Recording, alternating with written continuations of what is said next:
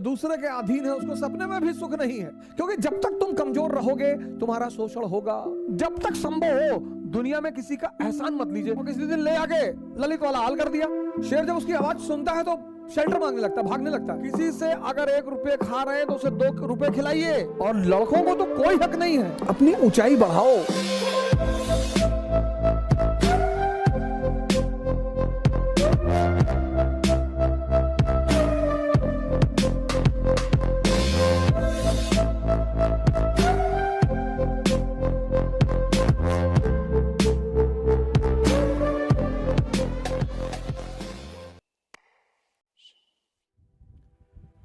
अब दुनिया में जब भी आप किसी के सहारे जीते हैं, किसी का मत खाइए सर। किसी से अगर 1 रुपये खा रहे हैं तो उसे 2 रुपये खिलाइए। और अगर नहीं खा सकते हैं तो किसी का खाइए भी मत। मिर्जापुर में ललित का हाल देखे ना, ऐसे ही हाल होता है जो दूसरों के सहारे जिंदा रहते हैं। ऐसा ही हाल होता है सर। अगर आप किसी पर 1 रुपया नहीं खर्चा कर सकते हैं तो उसका 1 रुपया अपने ऊपर खर्चा मत होने दीजिए। जब तक संभव हो दुनिया में किसी का एहसान मत लीजिए, नहीं तो कल आंख दिखाएगा तो आप गाली नहीं दे पाएंगे। इस देश में लोग जितना अपने मां बाप को बुरा भला कहते हैं उतना किसी को नहीं कहते। एक साहब एक बार मेरे पास आए, बोले हमारे मां बाप हमारे सबसे बड़े दुश्मन है। मैंने कहा क्यों? बोले मैं आईएएस की तैयारी करना चाहता हूं और वो मुझे आईएएस की तैयारी नहीं करने दे रहे। मैंने कहा क्या कह रहे हैं? कह रहे पहले कोई जो है और नौकरी कर लो। मैंने कहा बुरा क्या कह रहे?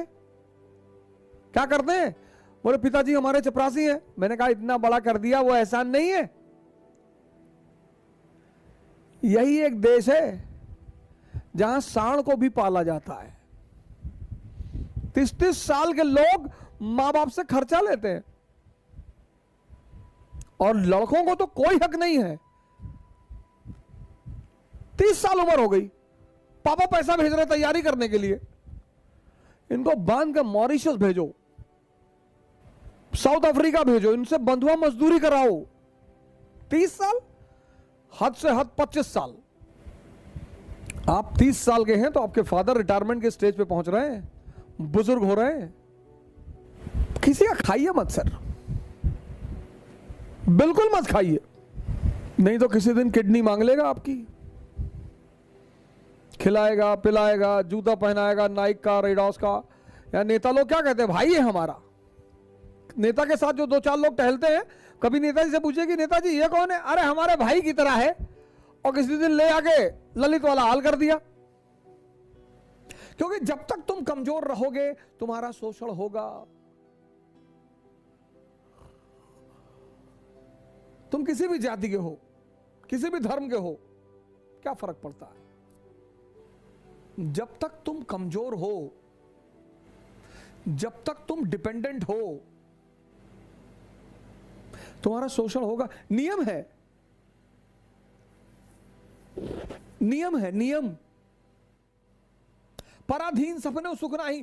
तुलसीदास यही तो कहते हैं, जो दूसरे के अधीन है उसको सपने में भी सुख नहीं है।